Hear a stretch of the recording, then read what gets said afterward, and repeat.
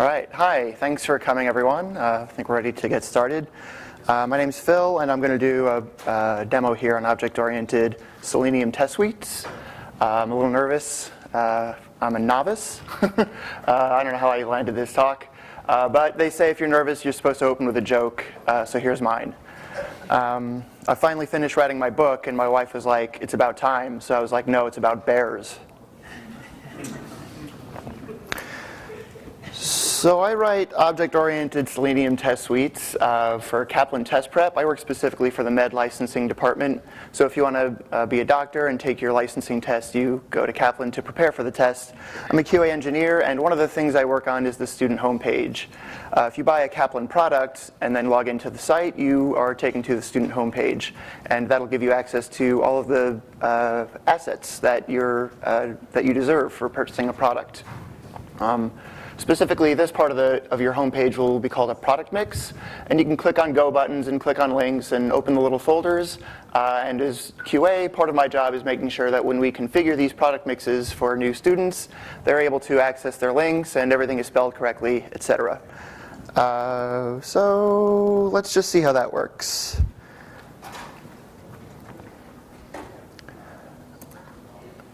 So this is just the test for one of our product mixes. We have a bunch of these product mixes, as you can imagine. There's many different ways you can combine the assets that Kaplan puts together. That's how many product mixes we have to offer to our students. And this is one product mix version. You can see in the background here it's spinning up Firefox. Boy, I bought some dry erase markers, but they got wet. Sorry, just watch Selenium do its thing. You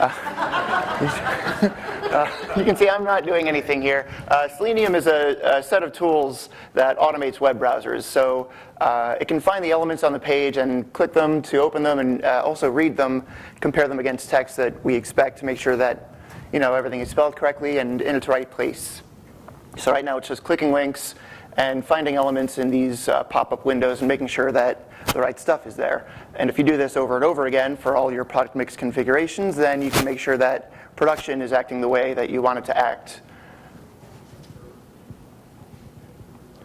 And it'll log off. That's usually the longest part.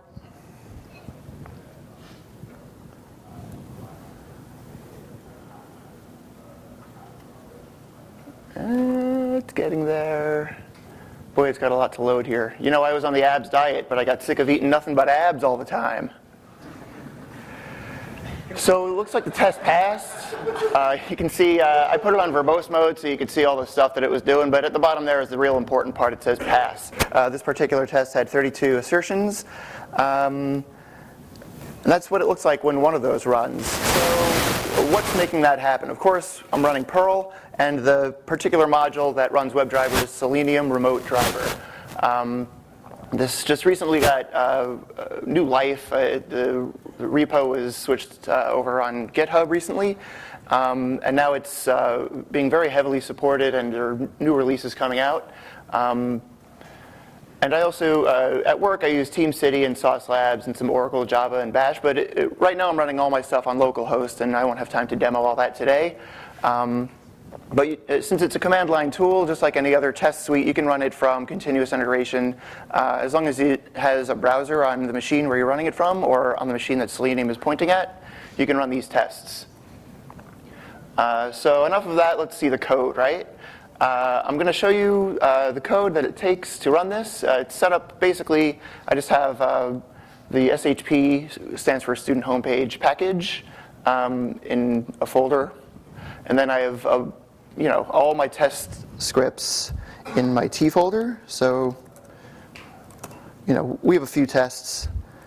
And then it also takes a config file, which just has things like I tell it localhost if I want to run on my localhost Selenium server, or I tell it if I want to run on the QA environment instead of production. I'll put all that in a config file so I don't have to go in and change my scripts. But the most important things that we're going to explore today are this student homepage package. This is the actual page object that makes up the object-oriented part of this. I'll get into what a page object is in just a minute, but this is it's a really ugly naming convention, but this is what the file name for a test script looks like. It makes sense if you work at Kaplan, but I don't expect to make sense of it for anybody in this audience. Since we use page objects, we're using object-oriented programming, which includes all the classics: package declaration, constructor methods, and straight-up methods to use Selenium to explore our student homepage's capabilities. So you just declare the student homepage package and construct it as you would any other object. And then this is an example. Oh, it's really small on the screen, but this would be an example of an actual test method. We would run setup specifically to log into the page, make sure that the page comes up after you've logged in, and then head back to the test script.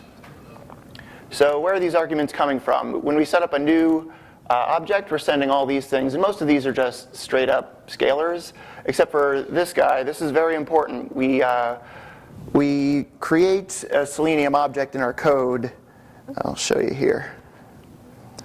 Right in the test script. This is all it takes. I'm sending defaults. There's nothing, no arguments being sent. But once you spin that up, since it's default, it looks at localhost and sees that there's a Selenium server running.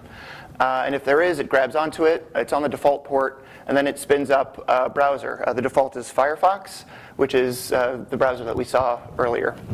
And so that's being stored in cell. Where am I?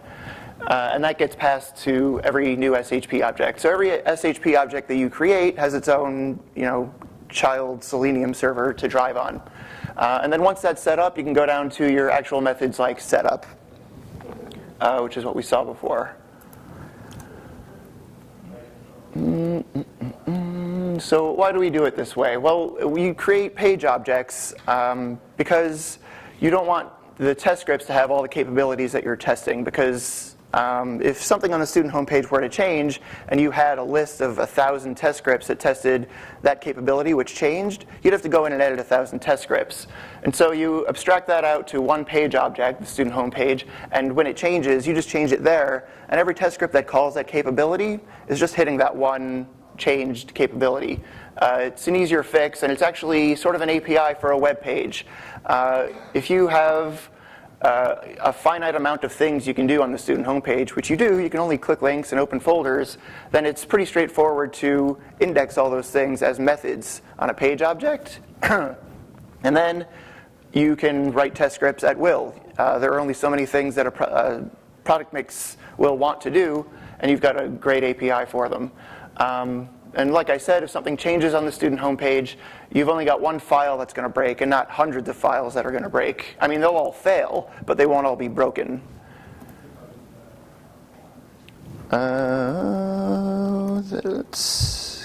Okay, so let's just walk slowly through the code. We sort of saw the setup method before, but it was zoomed way out. Here's the title method. So we've got our user here. If you remember, that's the SHP object that we created before. And we're going to pass it a string, which is just going to be used in a method here in our page object. So here's the method that it was calling, title. And you can see it's going to store self as the SHP user, and it's going to store that display name as a string called display name, conveniently enough. Okay, so then it starts going into Selenium methods using the Selenium object that we passed. First, it's going to find the element using this ugly XPath and store it as return name. Now when it stores it, it's got a web element. It doesn't really have the text. And a web element is sort of a weirdly shaped Selenium object. But you can use Selenium methods like getText to grab the visible text out of there and then store that in return name. And then just like any other Perl test, you run test more and compare that return name to your expected name and hope it passes, which it did when we ran it before. And as you can imagine, the capabilities get pretty complex, and when you go back to your test script, you want to do more than just test the title. And so you go through the whole thing for each of your product mix configurations. So these test files are convenient because they're living documentation. As long as they're passing on the environment that you're concerned about, you know that you can read through this test script and see the actual way that your product mix is set up. And it's true for any web page that you're testing against. If you have a passing test, then you can be confident that reading the test script is like a programmer's manual for that web page, because it really is like utilizing the API. It's configurable. If something changes in one configuration of this student homepage, but not the entire code base of the student homepage, then you can just go into the test file and change it there and not have to worry about changing the actual capability of the underlying code. It makes it easier to write if you don't have to write those capabilities every time. Kind of easy to read. Easier to read than if you had all those capabilities making it hundreds and hundreds of lines long. There are ways that testers use to make it keyword-driven or behavior-driven. I haven't gotten that far with it yet, but to me it's easy to read because I read them every day. And that's really all I had. You can ask me questions if you want, just don't ask me for any other jokes, because they're terrible. One more joke? When I help buddies move out of their apartments, I like to go back. Oh, wait, I already messed that joke up. I got one. Remember, if you're going to cook Muppets, you don't use meat tenderizer, you use fabric softener. So this is Selenium. It's open source. If you want to learn more about Selenium, you can go to seleniumhq.org. It's all open source and free to download, and there are APIs for pretty much any language you can imagine. There's even like Haskell and all sorts of crazy Selenium APIs.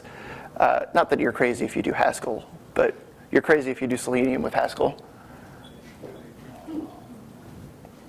Yes? On that title method, I noticed that you were only warning if there was no title element, and the only actual test was whether the element name matched. Is there a reason why you're doing some as warns and some as tests there? So the question was, there's a warn after the actual Selenium call to grab the title. Where was it? Boy, I did a lot of scrolling, huh? Okay, so these warns.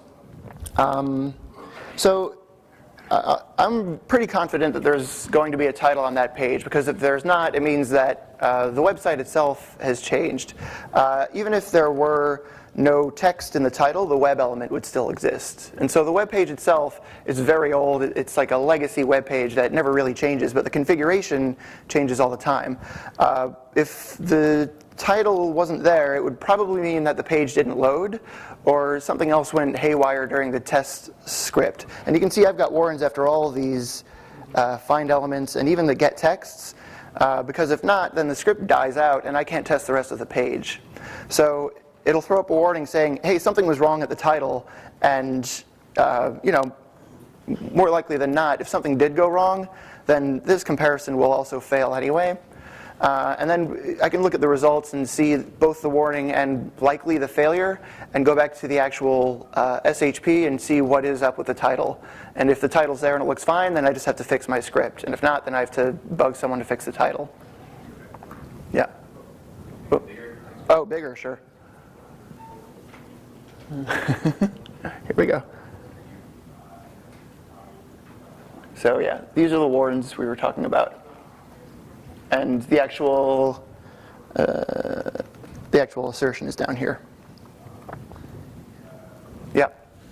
2 questions. One, do you have experience or know how to get it to use like Chrome driver or something instead of Firefox, which seems to be the default?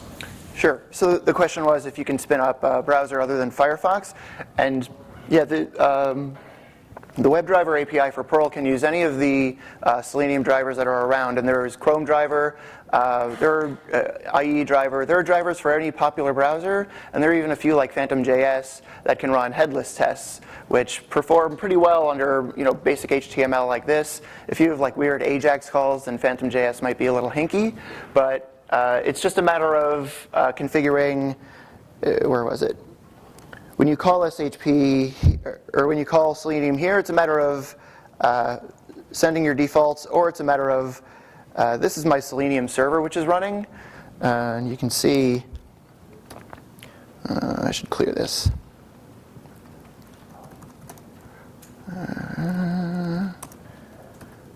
So this is just running the default Selenium server standalone file. It's a jar that you download from Selenium HQ, and that's got the default set to Firefox. But at Selenium HQ and other places on the web, you can also download Chrome driver and Phantom.js. And if you have those running on localhost instead of this, it'll pick those up and run it on Chrome instead. So it's if you have a bunch of these running, you can send the Selenium object to a grid, and it'll pick the browser that's running for you. Or you can just have one of these running on your machine, or you can have different machines running all of them. There are a bunch of ways to configure it. One other thing I was wondering, I've used www Selenium, and I was wondering if you have used both, or had a reason you preferred this one, or this is just what you started with. So www Selenium, I believe, still uses Selenium remote control, and Selenium remote driver uses WebDriver. And I've just found it to be more actively maintained. And also, I use WebDriver for other projects that I'm working on, and the differences are Selenium remote control has more like specific capabilities. For instance, it'll have like make sure checkbox is checked. And WebDriver has more agnostic capabilities, like find the element, see what it does, and then set an attribute that I say what the attribute is. And it's to me, it's that level of abstraction is a little more programmable. The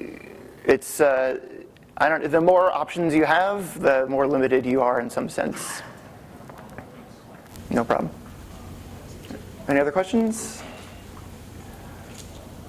All right. Well, thank you for coming to my talk.